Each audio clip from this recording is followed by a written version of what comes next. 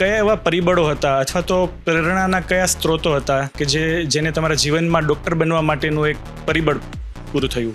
School ડેઝમાં જ્યારે 11th-12thમાં ત્યારે અમને એક્સરસાઇઝનું બહુ ભૂત લાગ્યું હતું. મેડિકલ કોલેજનો પહેલો દિવસ હોય સાહેબ, તો બિંગ ડૉક્ટર હું સમજી શકું છું કે યાદ રહી ગયો હોય કે પહેલો જ પગથિયું જ્યારે આપણે મેડિકલ કોલેજનો ચડ્યા હોઈએ તો એ દિવસ કેવો રહ્યો? પણ જે બીજે મેડિકલનો લેક્ચર હતો, લેક્ચર હોલ જોઈ તમે નીચે ઊભા રહો, તમને છાક ઉપર સુધી જવું પડે, ત્યાં તમને દેખાય કે શું થશે. બધા જુનિયર્સને એક લાઇનમાં ભેગા કરે, કોકને ગીત ગવડાવે, કોકને જોક કરવાનું કે કોકને કે તું આમ કર. એટલે એની એપ્રિહેન્શન કે ડર હોય કે આપણું શું થશે. એમાં અચાનક ધાડ દઈને અવાજ આવે, આપણે શું થયું પાછળ જો એકાદો પડી ગયો હોય તો આપણે સવારે છોકરાને ઉઠાડવાનું કામ અમારે પણ કરવું પડતું હોય છે. સવારે ટિફિનમાં થોડી ઘણી અમારે પણ હેલ્પ કરવી પડતી હોય છે અને એમને પણ બસ સ્ટેન્ડ સુધી મૂકવાનું જવાનું થતું હોય છે. મને એવો પ્રશ્ન થાય છે કે આ બધામાં સૌથી વધારે એક ડૉક્ટર તરીકે સૌથી વધારે કોઈ મેન્ટલ એનર્જી જ્યાં યુઝ થતી હોય, સાયકોલોજીકલ એનર્જી જ્યાં યુઝ થતી હોય, એ ભાગ કયો છે? તો દાદાએ મને એક વસ્તુ એવી કીધી કે સાહેબ તમે કેથેટર બદલ્યું ને એ દિવસે મેં ઘરે જઈને ChatGPT ઉપર ચેક કર્યું હતું કે કેથેટર કેમ બદલી શકાય. આપણા ડૉક્ટરો વિશે સમાજમાં હંમેશા હાઈ રિગાર્ડ્સ રહેતા હોય છે, ભગવાન માનતા હોય છે, અને એક એવું પણ હોય છે કે ડૉક્ટર એટલે એ તો મજબૂત જ હોય. એ ખરેખર સાહેબ કેટલું સાચું? હું 40-42 એ જમાનામાં આજથી 3-4 વર્ષ પહેલાંની વાત છે અને માજી આપણને લિટરલી પગેલા, સાહેબ તમે મારી જિંદગી બદલી નાખી, હું હાલતી થઈ ગઈ, હવે મારે કોઈની જરૂર નથી, મારા છોકરાઓ પાછળ જતા રહેશે તો મને વાંધો નથી. કે ડૉક્ટર બનવું હોય અથવા તો સફળ ડૉક્ટર બનવું હોય, સફળ સર્જન બનવું હોય તો આપણે આપણા શોખ છે, આપણી રસપ્રદ પ્રવૃત્તિઓ છે, ઇતર પ્રવૃત્તિઓ છે, એને બલિદાન આપવું પડે. તમારું શું માનવું છે સાહેબ આના વિશે? એટલે આ એક સોશિયલ મીડિયાનો યુઝ છે જેને હું થોડોક વિરોધમાં છું. અત્યારે 2026માં કોઈ એવું નક્કી કરે કે મારે ડૉક્ટર બનવું છે, તો તમારો શું માનવું છે કે જે ever changing field of medical science છે અને સાથે સાથે હવે એક કોમ્પિટિશન પણ આવવા લાગી, આટલા બધા ડૉક્ટર્સ છે, મેડિકલ સીટ્સ વધી, તો શું ખરેખર એક પડકાર છે કે એ ખરેખર એક ઓપોર્ચ્યુનિટી છે? પણ જ્યારે કારકિર્દી પૂર્ણ થાય ત્યારે તુષાર સાહેબ તમને હું પૂછવા માંગુ છું કે તમારી શું ઈચ્છા છે કે લોકો તમને કઈ રીતે યાદ રાખે અથવા કઈ રીતે ઓળખે? ડૉક્ટર બનવાનો જે નિર્ણય છે મોટે ભાગે એકાએક ના થઈ જતો હોય. મારી પર્સનલી જો હું વાત કરું તો મારા માટે ફેમિલીનું હંમેશા એજ્યુકેશનનું એક ખૂબ જ મહત્ત્વ રહ્યું છે. મારો પરિવારમાં ઘણા બધા લોકો શિક્ષણ ક્ષેત્રમાંથી છે અને આના ભાગરૂપે શિક્ષણનું એક મહત્ત્વ નાનપણથી મારા માટે રહ્યું છે.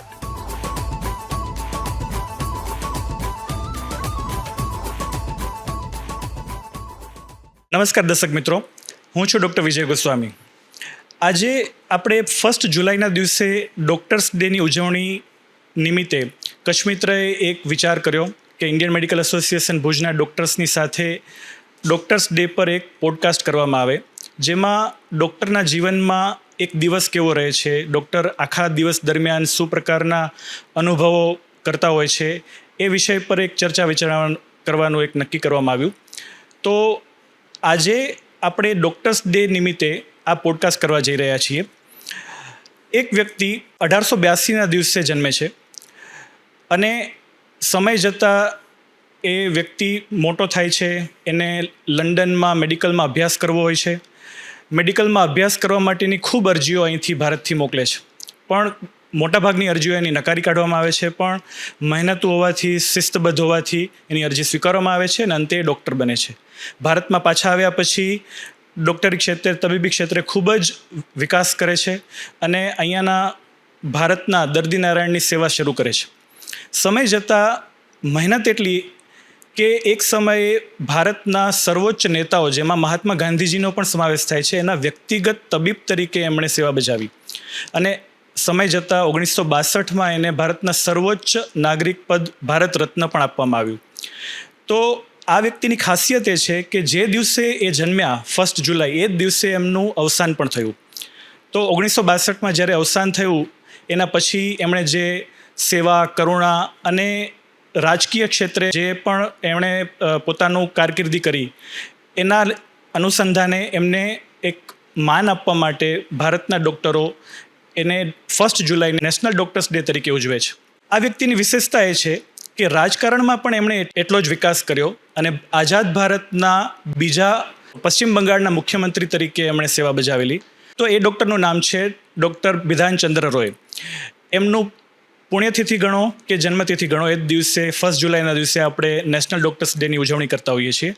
તો આ નેશનલ ડૉક્ટર્સ ડેની ઉજવણીના ભાગરૂપે કચ્છ મિત્રએ જે પોડકાસ્ટ કરવાની નેમ ધારણ કરી, એમાં આપણે આજે ડૉક્ટર તુષાર વેગડ અને ડૉક્ટર પાર્થરાજસિંહ જાડેજા એમને નિમંત્રિત કર્યા છે. ડૉક્ટર તુષાર વેગડનું ઇન્ટ્રોડક્શન આપું તો એ ભુજના જાણીતા અસ્થિરોગ વિશેષજ્ઞ છે અને જોઈન્ટ રિપ્લેસમેન્ટમાં સ્પેશિયાલિટી ધરાવે છે. અને doctor Parthrajsinh Jadeja Indian medical association ભુજના મંત્રી છે અને પોતે યુરો સર્જન તરીકે પોતાનું કામ ભજવે છે. તો સ્વાગત છે આપનું. તો સાહેબ, પહેલો જ પ્રશ્ન આપણે એવો થાય કે ડૉક્ટર બનવાનો જે નિર્ણય છે મોટે ભાગે એકાએક ના થઈ જતો હોય. વિદ્યાર્થી કાળની મહેનત, પરિવારના સંસ્કારો અને બધાનો જે સમન્વય છે એના લીધે ડૉક્ટર કોઈ બનતું હોય. તો આજે તમારી ડૉક્ટર બનવાના માર્ગ તરફ દોરી જનાર જે સફર હતો એ કઈ રીતે શરૂ થયો? તો પહેલો પ્રશ્ન સાહેબ, આપ પાર્થરાજસિંહ જાડેજા સાહેબને હું પૂછવા માંગુ છું કે આ તમારો સફર કેવો રહ્યો? શું પ્રેરણા સ્ત્રોત હતું તમારું અને કઈ રીતે તમે ડૉક્ટર બનવાનું નક્કી કર્યું? થેન્ક યુ વિજયભાઈ, બહુ સારો પ્રશ્ન પૂછ્યો આપણે. મારી પર્સનલી જો હું વાત કરું તો મારા માટે ફેમિલીનું હંમેશા એડ્યુકેશનનું એક ખૂબ જ મહત્ત્વ રહ્યું છે. મારો પરિવારમાં ઘણા બધા લોકો શિક્ષણ ક્ષેત્રમાંથી છે અને આના ભાગરૂપે શિક્ષણનું એક મહત્ત્વ નાનપણથી મારા માટે રહ્યું છે. આ સાથે જ કોઈ પણ ક્ષેત્રમાં, કોઈ પણ વિષયમાં સારામાં સારું આપણે કઈ રીતે પરફોર્મ કરી શકીએ એની એક નાનપણથી જ્યારે ટેવ આપણામાં નાખવામાં આવતી હોય છે, તો એ વસ્તુ જેમ જેમ મોટા થતા ગયા એમ નવી નવી ચેલેન્જીસને સ્વીકારવી અને જે પણ સબ્જેક્ટ આપણે હાથમાં હોય એને સારામાં સારી રીતે આપણે ન્યાય આપી અને એમાં પરફોર્મ કરીએ. તો જ્યારે એક ડિસિઝન લેવાનો સમય આવતો હોય છે 10th બોર્ડ પછી અને 12th બોર્ડ પછી, તો એવા સમયે જે ચેલેન્જિંગ સબ્જેક્ટ્સ જે એ ટાઈમના અમારા પ્રમાણે બાયોલોજી, કેમેસ્ટ્રી, મેથ્સ સાથે અમે જઈએ તો એના પ્રમાણે નેચરલી મેડિકલ ફિલ્ડ એક એટ્રેક્ટિવ ફિલ્ડ હતું. મારા માટે પર્સનલી કોઈ ફેમિલીમાં અધરવાઇઝ કોઈ ડૉક્ટર્સ કે હોસ્પિટલ ફિલ્ડમાં નહોતા, પણ જસ્ટ એઝ અ ચેલેન્જ કે આપણે જો સારું ભણ્યા છીએ, સારા રિઝલ્ટ સાથે આગળ આવ્યા છીએ અને આપણને હજી વધારે ને વધારે ચેલેન્જીસ એક્સેપ્ટ કરવા છે, તો એના પરિણામ રૂપે મેડિકલ ફિલ્ડમાં મારો પ્રવેશ થયો એવું કહી શકાય. ત્યારબાદ યુરોલોજિસ્ટ બનવાની સફર તો ઘણી લાંબી હોય છે, એના ઉતાર ચઢાવ પણ ઘણા બધા હોય છે અને દરેક ડૉક્ટર એમાંથી પસાર થતો હોય છે. તો એ દરેકમાંથી પસાર થયા પછી આજે આટલા વર્ષો પછી આપણા સૌની વચ્ચે છું એવું હું કહી શકું. પણ હા, નાનપણથી લઈને અત્યાર સુધી જે ટેવ નથી છૂટતી, એમાં જે કરીએ સારું કરીએ અને નવું નવું શીખતા રહીએ અને નવી નવી ચેલેન્જીસને એક્સેપ્ટ કરતા રહીએ, એ હંમેશા જળવાઈ રહ્યું છે. ખૂબ ખૂબ સરસ તમે આ એક વર્ણન કર્યું પોતાના જીવનનું. તુષાર વેગડ સાહેબ, તમને પણ આ સેમ પ્રશ્ન છે કે કયા એવા પરિબળો હતા અથવા તો પ્રેરણાના કયા સ્ત્રોતો હતા કે જેને તમારા જીવનમાં ડૉક્ટર બનવા માટેનું એક પરિબળ પૂરું થયું? સૌપ્રથમ તો જે ટેગલાઇન છે હંમેશા જે અને ખુશ જ રહું છું કે પત્ર નહીં મિત્ર. So Kutch Mitra is always close to our heart. અને ફરીથી ખૂબ ખૂબ આભાર કચ્છ મિત્ર કે આવું સરસ સરસ એક્ટિવિટી અમે કચ્છ મિત્ર સાથે ઘણી બધી એક્ટિવિટીઝ કરી છે અને આ એમાંને એક છે ને એના માટે આઈ એમ વેરી થેન્કફુલ કે ભાઈ આવી સરસ સરસ એક્ટિવિટી દ્વારા લોકોના માધ્યમ સુધી કચ્છ મિત્ર ડૉક્ટર્સની શું કેવી કન્ડિશન્સ કરતા કેવી એમની સાયકોલોજીકલ લાઈફસ્ટાઈલ હોય એના વિશે કચ્છ મિત્ર લઈ જાય છે. તો થેન્ક યુ. ડૉક્ટર્સ ડે નિમિત્તે આ ખૂબ સારી પહેલ કહેવાય.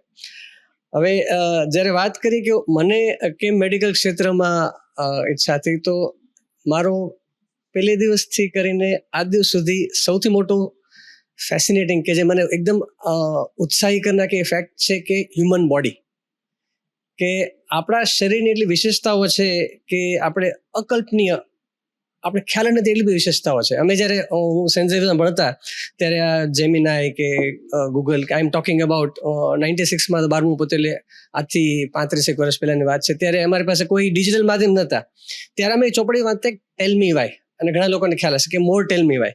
એમાંથી અમે શોધીને જોતા કે હ્યુમન બોડીની થોટની સ્પીડ કેટલી છે, કે તમારા કેટલા મસલ્સ કેટલા સ્ટ્રોંગ છે ને તમે શું શું હ્યુમન બોડી કરી શકે છે, વિચારવાની શક્તિ શું છે. એટલે ત્યારથી જ હંમેશા હ્યુમન બોડી વિશે બહુ જ ઉત્સુકતા રહી, બહુ જ પ્રેમ રહ્યો હતો. સ્કૂલ ડેઝમાં જ્યારે 11th-12thમાં ત્યારે અમને એક્સરસાઇઝનું બહુ ભૂત લાગ્યું હતું. 12માના વેકેશન પર ખાસ અમે લોકો એક એન્સાઇક્લોપીડિયા આર્નોલ્ડની બોડી બિલ્ડિંગ માટે રીધી. મેં મારા બહુ ક્લોઝ ફ્રેન્ડ છે ડૉક્ટર મિસ્ટર જતીન ચૌધરી, જે પોતે એવરેસ્ટિયર છે. તો અમે ત્યારે એ જમાનામાં બુક વાંચીને અમે એક્સરસાઇઝ બોડી બિલ્ડિંગ કરતા. તો હ્યુમન બોડી વિશે પહેલેથી જ બહુ ઉત્સુકતા હતી. અને એ જમાનામાં કારકિર્દી એટલે જનરલી ડોક્ટર, એન્જિનિયર, રાઈટ. સો એમાં બહુ એટલા બધા કે વકીલ બને, પણ અધરવાઇઝ તમે જો સ્ટડીઝમાં રિઝનેબલી સારા હો તો જનરલી આ ચોઇસીસ. અને બાય ડિફોલ્ટ હ્યુમન બોડી ગમતું હોય તો ડૉક્ટર બનવા માટે એ કારણભૂત રહ્યું ને. આજની તારીખ સુધી હું પોતે માનું છું અને મારા પેશન્ટ્સને પણ કહું છું કે હ્યુમન બોડીમાં હિલિંગ કેપેસિટી અને એડેપ્શન એટલે કે પોતાને પરિસ્થિતિ અનુકૂળ ચેન્જ કરવાની કેપેસિટી અદ્ભુત છે, એ મગજ હોય કે ફિઝિકલ બોડી હોય.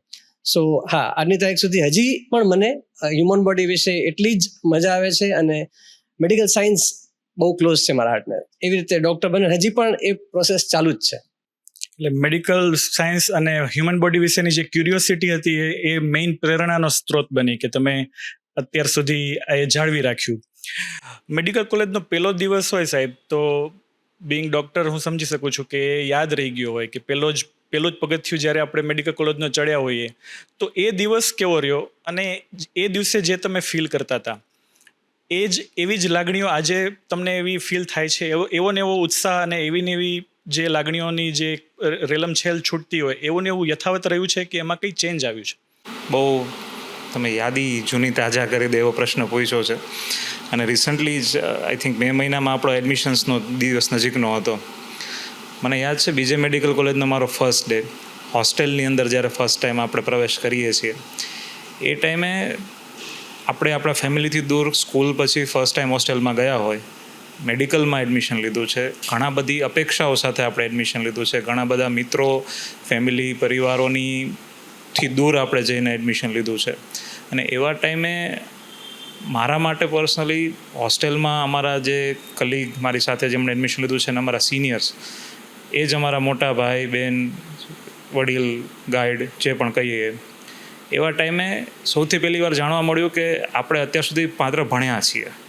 હવે આગળની ચેલેન્જીસ લાઈફની કે હેલ્થને કેમ મેન્ટેન કરવી, ઇન્ટરપર્સનલ રિલેશન્સ કેમ ડેવલપ કરવા, આપણે દરેક માણસ પાસેથી શીખવું છે તો દરેકની સાથે કામ કરતાં શીખવું પડે, દરેકની અપેક્ષાઓને આપણે જાણવી પડે અને ગીવ એન્ડ ટેકના એન્વાયરમેન્ટમાં આપણે ગ્રો કરવું પડે. તો આ એક એન્વાયરમેન્ટ સાથે ફર્સ્ટ ડેની સ્ટાર્ટ થઈ. ઘણા બધા સિનિયર મિત્રોએ ઘણા બધા માર્ગદર્શન આપ્યા, કોઈ સોફ્ટ રીતે, કોઈ કઠોર રીતે, પણ આજ દિવસ સુધી એ વસ્તુ આપણી અંદર રહી ચૂકી છે કે આપણું ફિલ્ડ એકબીજા ઉપર આધારિત ફિલ્ડ છે. આજે આપણા સિનિયર્સ છે, આપણા કલીગ છે, આપણા જુનિયર છે. લાઈફના ચેલેન્જીસમાં મેડિકલ ચેલેન્જીસ પણ હોઈ શકે, સોશિયલ ચેલેન્જીસ પણ હોઈ શકે, અને એ ચેલેન્જીસમાં જ્યારે ડૉક્ટરો એકબીજાની મદદ કરે છે અને એનાથી ફક્ત એકબીજાને જ નહીં પણ એક પેશન્ટને પણ એનો સારા આઉટકમનો એનાથી ફાયદો મળે છે.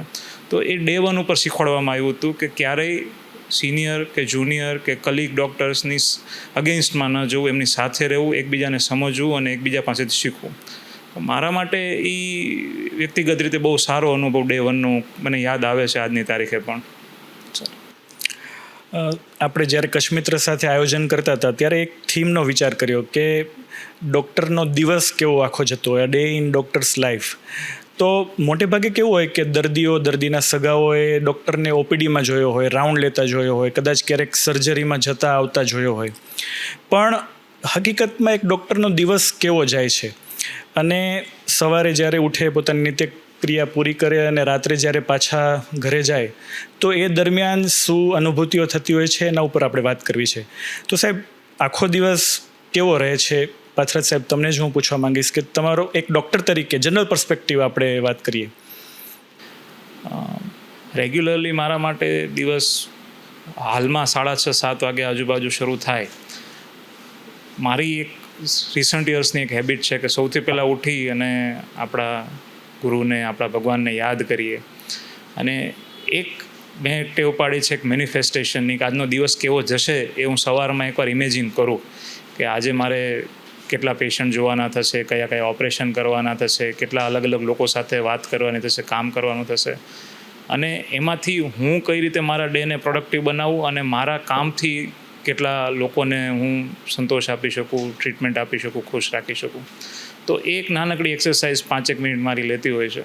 ત્યારબાદ નિત્યક્રમ, તૈયાર થવું, અનફોર્ચ્યુનેટલી હેલ્થની હું બહુ એડવાઇસ આપું છું મારા પેશન્ટ્સને, પણ એટલો હું પોતે રેગ્યુલર નથી રહી શકતો.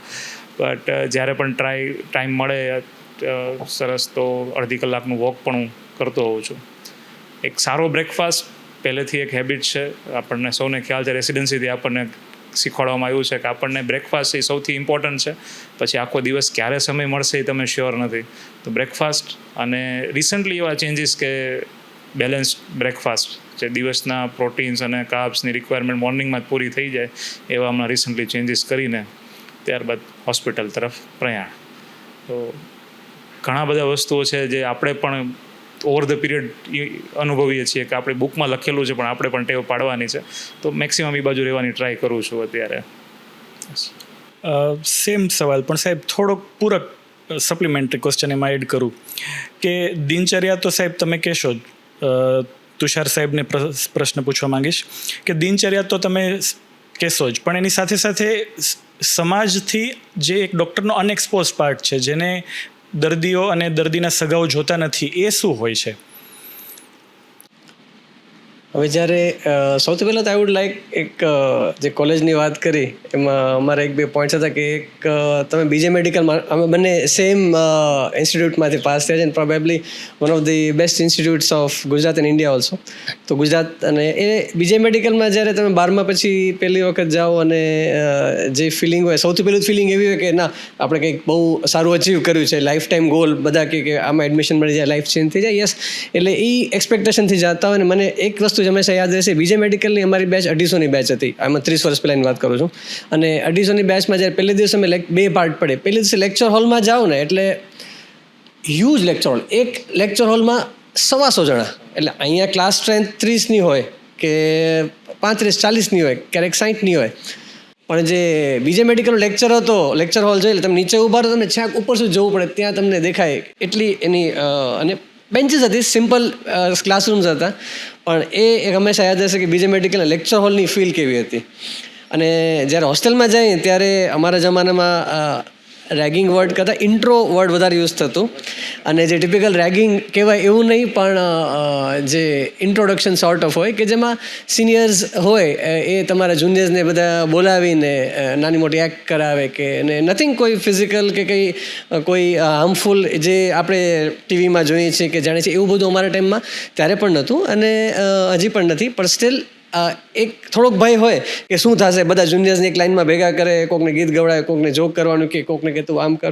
એટલે એની એપ્રિહેન્શન કે ડર હોય કે ના આપણું શું થશે. પણ એ 1-2 વખત જે તમે સિનિયર્સ જોડે મળો, તમારા ઇમિડિયેટ સિનિયર્સ હોય કે ફાઇનલ યરના સિનિયર્સ હોય, એ ઇન્ટરેક્શન પછી એકચ્યુઅલી તમારું બોન્ડિંગ વધી જતું હોય છે. અને એ જે રેગિંગ વર્ડ તો ઇન્ટ્રોડક્શન જ વર્ડ છે એના માટે, અમારે રેગિંગ નથી. પણ એના પછી અમારા જે જુનિયર મોસ્ટ હોય અને સિનિયર મોસ્ટ જુનિયર મોસ્ટને ખાસ સાચવે. એટલે એ એક હોસ્ટેલની ફિલિંગ જે પહેલી ફિલિંગ હતી અને જે કોલેજની ફિલિંગ, અને સૌથી ઇમ્પોર્ટન્ટ બધાને થઈ હશે ડિસેક્શન હોલની ફિલિંગ. એનાટોમીનું ડિસેક્શન હોલ એટલે તમારે ડેડ બોડી ઉપર ડિસેક્શન કરવાનો જ્યારે પહેલો દિવસ આવે, એ આપણે જેટલું ઇમેજિન કરીને જોઈએ છીએ એના કરતાં એની સ્મેલ, એનું વાતાવરણ એટલું અલગ હોય છે કે એ જે મેડિકલ સ્ટુડન્ટ ફર્સ્ટ યર હોય ને એને જ ખબર હોય. અમે પહેલા દિવસ બધા ભેગા થયા હતા અને બધા 20-25ની બેચ હોય, ડેડ બોડી બહાર કાઢે, એ લોકો ફોર્મલિન નામની ચેમ્બરમાં રાખે એટલે એકદમ સ્મેલ આવે એની, આંખો બળે, આંખમાંથી પાણી જતું હોય. અને એ બહાર કાઢીને બધા ઊભા હોય અને પ્રોફેસર આપણે સમજાવે કે આ પાર્ટ છે. ત્યારે શરૂઆતમાં જરાક સમજવામાં તકલીફ પડતી હોય, એમાં અચાનક ધાડને અવાજ આવે એટલે આપણે શું થયું, પાછળ જોયું એકાદો પડી ગયો હોય લિટરલી. હા, એટલે સવારે નાસ્તો કરીને ત્યારે હોસ્ટેલમાંથી આવ્યા ના હોય, એકદમ આંખો બળતી હોય. અને એ જે ડિસેક્શન હોલમાં તમે એકવાર ઊભા રહો, એની ફિલિંગ પ્રોબેબલી અલગ જ હોય. અને એ ભલે જે પડી ગઈ વાત કરીએ છીએ આપણે, પણ એ આજે ન્યુરોસર્જન છે. એટલે એ ડિસેક્શન હોલની ફિલિંગ ક્યારે નહીં ભૂલાય. આ હોસ્ટેલની ફિલિંગ્સ અને લેક્ચર હોલની ફિલિંગ્સ, અને બીજે મેડિકલ બહુ મોટી કોલેજ હતી અને એનો ખૂબ સારો એક્સપિરિયન્સ રહ્યો. અને થેન્કફુલ છે કે બીજે મેડિકલમાં અમે હતા અને વી વર લકી. હું મારી સાથે કૃપાલસિંહ, નવભા, બધા ત્યાં જ હતા. નવભા અમારી બેચ નહોતા, પણ હું કૃપાલસિંહ ત્યાં ગયા હતા. પણ એમ same batch, it was a good experience. એમાં મને એક એડ કરવા જેવો પોઈન્ટ લાગે છે, જે ડે 1 લેક્ચર હોલનો એક્સપિરિયન્સ. આપણે સ્કૂલમાં હોઈએ ત્યારે top of the class through out 1 થી 12 ધોરણ સુધી રહીને ગયા હોય, મારા જેવા ફોર્ચ્યુનેટ અનફોર્ચ્યુનેટ બોર્ડ ટોપર રહીને ગયા હોય. પણ જ્યારે એ 250ની બેચમાં એન્ટર થઈએ ત્યારે બધા પોતાના ક્લાસના, પોતાના સિટીના ટોપર જ છે. અને એ આમ એટલો હમ્બલિંગ એક્સપિરિયન્સ લાગે કે તમને એમ કે ના હવે તમારું લેવલ કોમ્પિટિશનનું વધ્યું છે, હવે તમારે અલગ રીતે રહેવાનું છે, અને એવા ટાઈમે કોમ્પિટિટર કરતાં કલીગ તરીકે કેમ ટ્રીટ કરવું લોકોને, એ એક જે ફર્સ્ટ યરમાં જે લર્નિંગ છે, સ્કિલ ડેવલપ કરવી પડે. હા ડેફિનેટલી એમની એકબીજા સાથે વર્ક કરવું એ બહુ આમ યાદગાર છે, અને મને એ ડે અત્યાર સુધી આપણે ભૂલી ન શકીએ. આપણા બધા માટે I think A common experience છે. એટલે દર્શક મિત્રો માટે એક માત્ર જાણકારી કે એક જમાનામાં જે A અને B ગ્રુપ અલગ અલગ પડ્યા, બાયોલોજી અને મેથ્સના વિદ્યાર્થીઓ અલગ અલગ થયા અને ગુજસેટ પહેલાં આવી, તમને યાદ હોય તો એ ગુજસેટ અને A-B ગ્રુપ અલગ પડ્યા, કોર્સ ચેન્જ થયા. એ મારી અને પાર્થરાજ સાહેબની બેચ, અને એ પાર્થરાજ સાહેબ એમાં ગુજરાત ફર્સ્ટ હતા. એટલે બધા એમ કહેતા કે ડૉક્ટર પાર્થરાજ જાડેજા. એટલે મારો ભુજમાં એક મિત્ર હતો, એટલે અમે એને પૂછ્યું કે પાર્થરાજ જાડેજા તારો? કે ના મારો નહીં, પણ એ પછી અમે 2016માં GK જનરલ હોસ્પિટલમાં સાથે કામ કરવાનું શરૂ કર્યું ત્યારે મળ્યા કે પાર્થરાજ જાડેજા જેનું નામ સાંભળતા હતા 2006માં, એ આ ભાઈ છે. તો મારો સવાલ દૈનિક જે દિવસની આપણી દિનચર્યા છે એના પર એક મારે પૂછવું હતું કે લોકો જે ઓપીડી અને ઓપરેશન થિયેટર અને રાઉન્ડ લેતા ડૉક્ટરોને જોતા હોય છે, તો એ સિવાય જે અનએક્સપોઝડ પાર્ટ છે કે જેને ખ્યાલ નથી કે એના સિવાય ડૉક્ટરો શું કરતા હોય છે, તો એ આખા દિવસ દરમિયાન એ શું ઘટનાઓ ડૉક્ટર સાથે બનતી હોય છે, એના ઉપર સાહેબ તમે થોડી વાત કરો, તુષાર સાહેબ. નિત્યક્રમમાં તો હવે થેન્કફુલી અમે બધા સાથે હોસ્પિટલમાં જોઈન્ટ પ્રેક્ટિસમાં છીએ. હું છે, મારા પાર્ટનર દીપક સુથાર છે, મારા છે ડૉક્ટર શ્રીકાંત, ડૉક્ટર મનટકર સાહેબ. તો અમને એટલું થોડુંક ફેસિલિટી છે કે સવારે બધા પોતપોતાને થોડુંક બોડીમાં ટાઈમ કાઢી, અને મારો ફર્સ્ટ ટાર્ગેટ છોકરાઓ નાના હોય એટલે પેલું આપણે જે અનએક્સપોઝ પાર્ટ જે છે, જે એક પાર્ટ એ પણ છે કે આપણા ઘરે પણ, અમારા ઘરે પણ, કે તમારા ઘરે પણ, બધાના ઘરે છોકરા હોય છે, ફેમિલી હોય છે. તો આપણે સવારે છોકરાને ઉઠાડવાનું કામ અમારે પણ કરવું પડતું હોય છે. સવારે ટિફિનમાં થોડી ઘણી અમારે પણ હેલ્પ કરવી પડતી હોય છે, અને એમને પણ બસ સ્ટેન્ડ સુધી મૂકવાનું જવાનું થતું હોય છે. સો એ એક પાર્ટ કદાચ એઝ અ પેશન્ટ ડૉક્ટરને જુઓ તો એ કદાચ થોડું કલ્પના કરવું પડે કે સવારે સાહેબ કે મારી વાઈફ મેડ સુરભી કે એ સવારે ઉઠીને આ બધું અમે એ પણ કરતા હોય છે. અને લોકો વાત પણ કરતા હોય છે કે આજે સવારે તો ફલાણા ડૉક્ટર, જેમ કે ચંદેશ સાહેબ પોતાની ડૉક્ટરને મૂકવા માટે ઊભા હોય તો વાત કરે, સાહેબને જોયા હતા એમ. ભુજ શહેર નાનું છે, તો એટલે દર્શક મિત્રો માટે આ જ ફેસિનેટિંગ છે કે એ પણ આપણા જેવું જ દર્દીના સગાઓ જેવું જ કામથી શરૂઆત કરતા હોય છે દિવસની. હોસ્પિટલમાં આવ્યા પછી સાહેબ અમુક વસ્તુઓની ચર્ચા કરીએ કે આ જવાબદારીઓની વાત થઈ, અંગત જીવનની જવાબદારીઓ, ફાધર તરીકે, સન તરીકે, હસબન્ડ તરીકેની જવાબદારીઓ જે બધી હોય છે, એ સાથે હોસ્પિટલમાં આવ્યા પછી દર્દીઓની જવાબદારી, ઇમરજન્સીની કોઈ આવી તો એની સારવારની જવાબદારી, એની સાથે આપણે થોડો મી ટાઈમ માટેની જે જવાબદારીઓ નિભાવતા હોઈએ છીએ. એમાં મને એવો પ્રશ્ન થાય છે કે આ બધામાં સૌથી વધારે એક ડૉક્ટર તરીકે સૌથી વધારે કોઈ મેન્ટલ એનર્જી જ્યાં યુઝ થતી હોય, સાયકોલોજીકલ એનર્જી જ્યાં યુઝ થતી હોય, એ ભાગ કયો છે?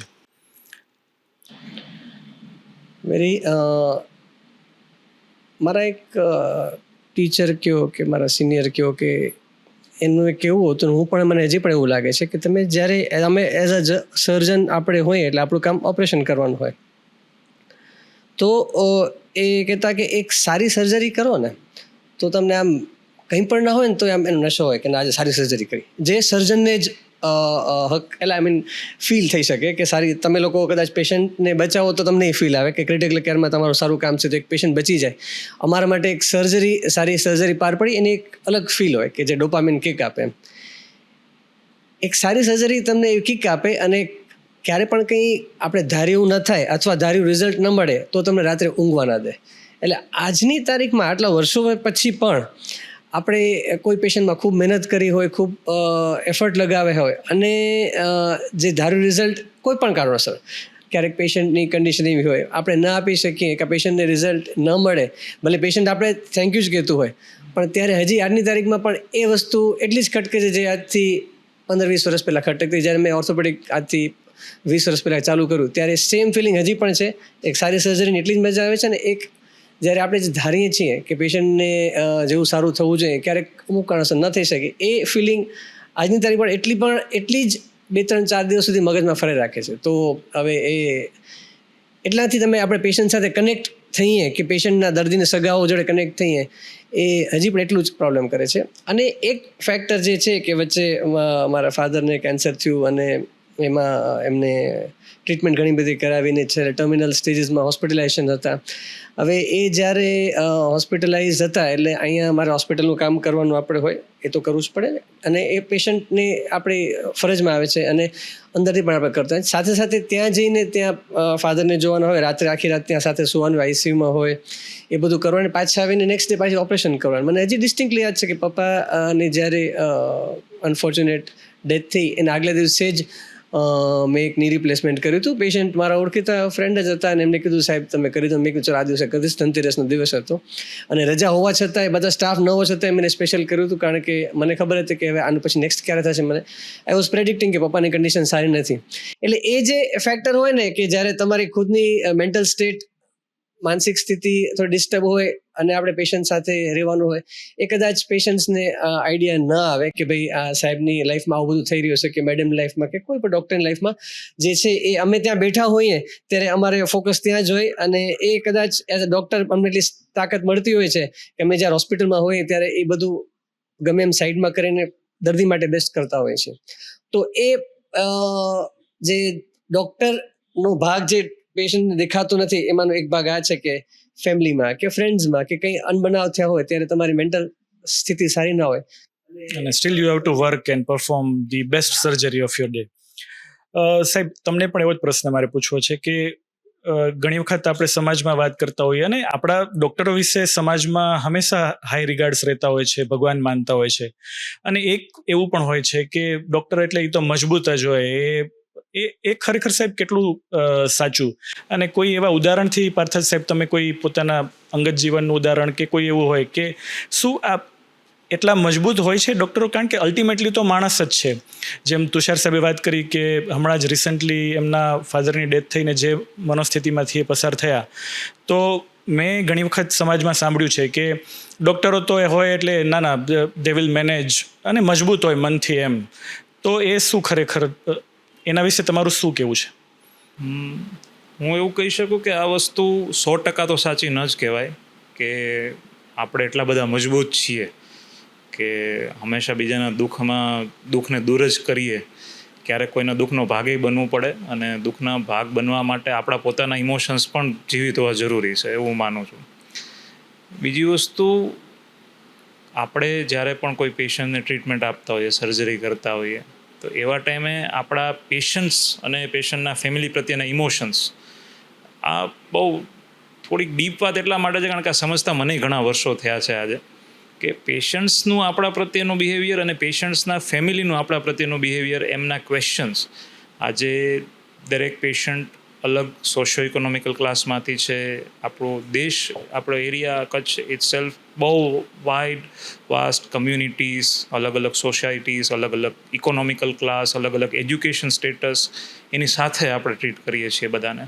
તો દરેકની સમજણ શક્તિ એક સરખી નથી, દરેકની અપેક્ષાઓ એક સરખી નથી, અને ઘણા બધા રીઝન્સ, ઘણા બધા ઓપિનિયન્સ, અને સ્પેશિયલી અત્યારના ટાઈમમાં જ્યારે ઇન્ફોર્મેશન અવેલેબલ છે પણ અધૂરી રહી જાય છે પેશન્ટ પાસે. આપણી પાસે આવતા પહેલાં ઘણી બધી ઇન્ફોર્મેશન્સ લઈને આવે છે. તો એવા ટાઈમે એમનો આપણા પ્રત્યેના ક્વેશ્ચન્સ જે છે એ આપણા ઇમોશન્સને ઘણીવાર અસર કરી શકે.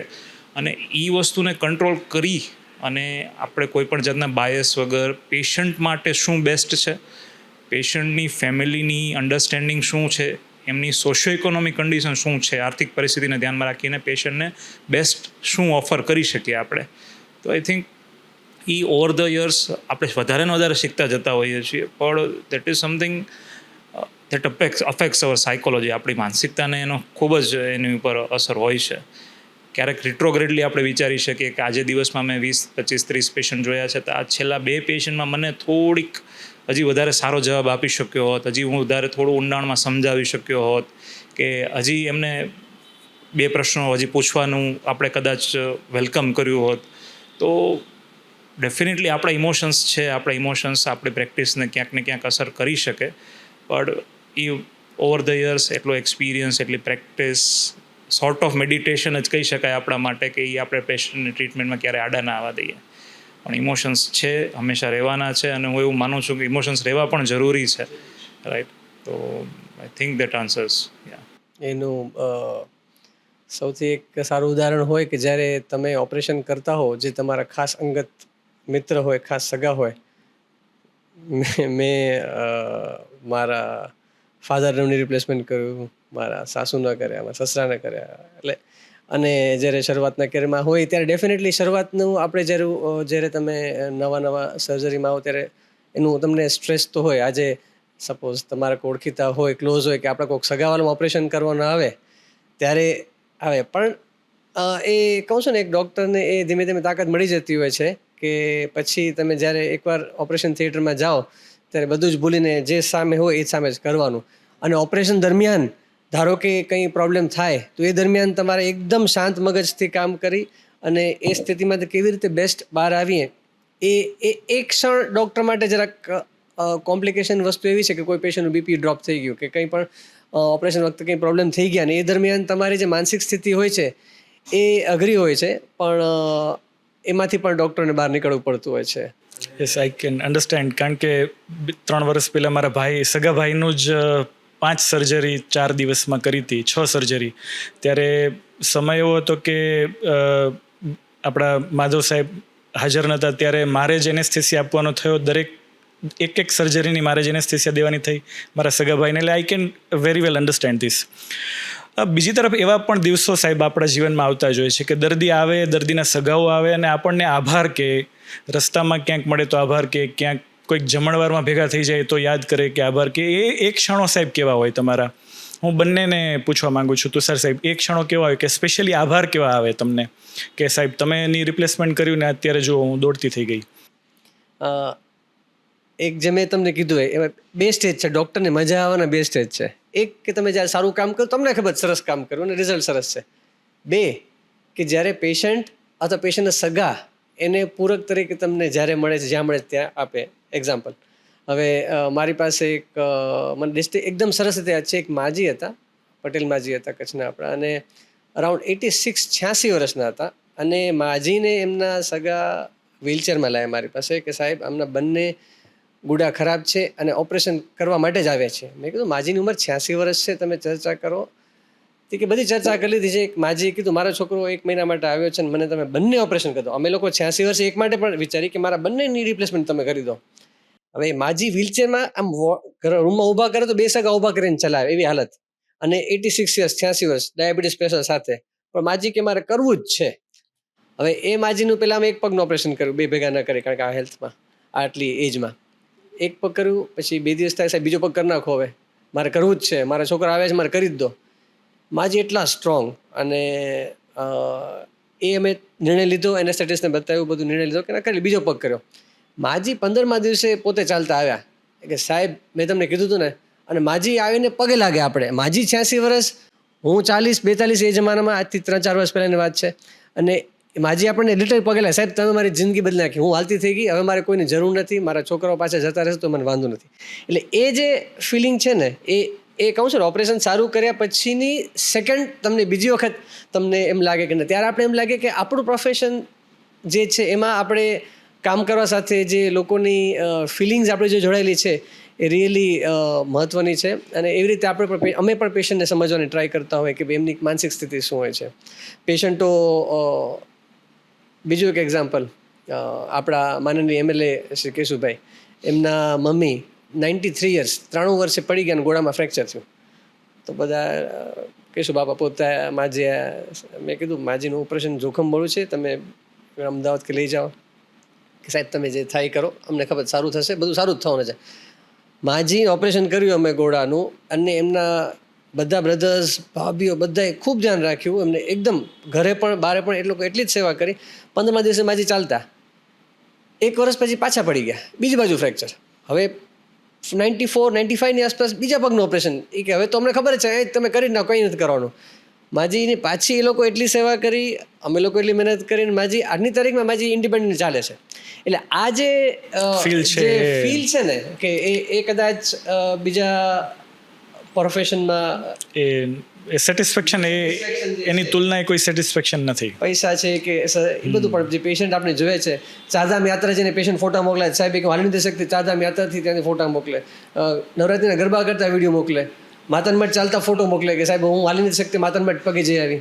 એટલે એ બધી જે ફિલિંગ્સ આવે છે ને એ પ્રોબેબલી સુખદ અનુભવ થઈ જાય.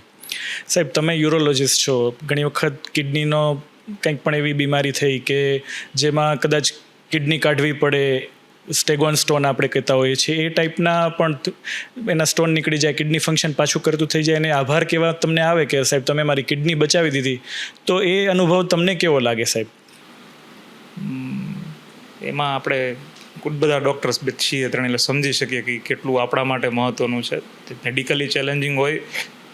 હવે આપણો ટાઈમ અત્યારે સ્પેશિયલી કાઉન્સેલિંગમાં સર આપણે એટલું બધું માનીએ છીએ કે રિસ્ક છે વધારે, મોટો સ્ટોન છે, સિંગલ કિડનીમાં સ્ટોન છે, સિંગલ કિડનીમાં બહુ મોટો સ્ટોન છે અને એમાં આપણે સર્જરી કરવી છે જેમાં કોઈ સ્પેર વ્હીલ નથી, એવી રીતે એવું કહી શકીએ સાદી ભાષામાં.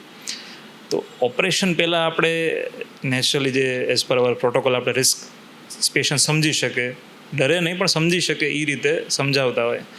અને જ્યારે એ સર્જરીમાંથી બહાર નીકળે અને પહેલી ક્ષણ ઓપરેશન થિયેટરની બહાર આવીને પેશન્ટ કહે સર કેવું રહ્યું, અને આપણે એ ટાઈમે એમ કહી શકીએ કે ધાર્યા પ્રમાણે રહ્યું, આપણે જેવું ઈચ્છતા હતા એવું જ રહ્યું, તમારી પ્રાર્થના કામ લાગી અમને.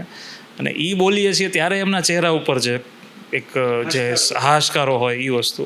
અને છતાં આપણે સેફર સાઈડ રહેવા માટે આવતા 24 કલાક ઇમ્પોર્ટન્ટ છે આપણા માટે. ખ્યાલ છે બ્લડ પ્રેશર અપ ડાઉન થાય, કોઈ પણ અસરો આવી શકે, તો એ બધી કેર નીકળે. અને પછી જ્યારે ઘરે જાય એ ટાઈમેનો એમનો હાશકારો. અને મારા ટીચર્સ પણ એવું કહેતા, મારું રાજકોટનું જે થોડું ઘણું એક્સપોઝર છે ત્યાંથી પણ એ વસ્તુ શીખ્યો છે. અને અહીંયા હું કચ્છનો નથી નેટિવ, 2-4 ડૉક્ટર ફ્રેન્ડ સિવાય આપણે કોઈ બીજું અહીંયા નોન એ ટાઈમે જ્યારે શરૂમાં ત્યારે હતા નહીં. અને મારી સ્ટાર્ટિંગ મે મહિનાથી થઈ, ઉનાળાથી. તો હું એવી રીતે ગણું છું, પહેલા વર્ષે મને કેરીની 2 પેટીઓ આવી હતી પેશન્ટ તરફથી, પછીના વર્ષે 8 જેવી આવી છે, અને આ વર્ષે હજી સુધી 15 જેવી આવી ગઈ છે.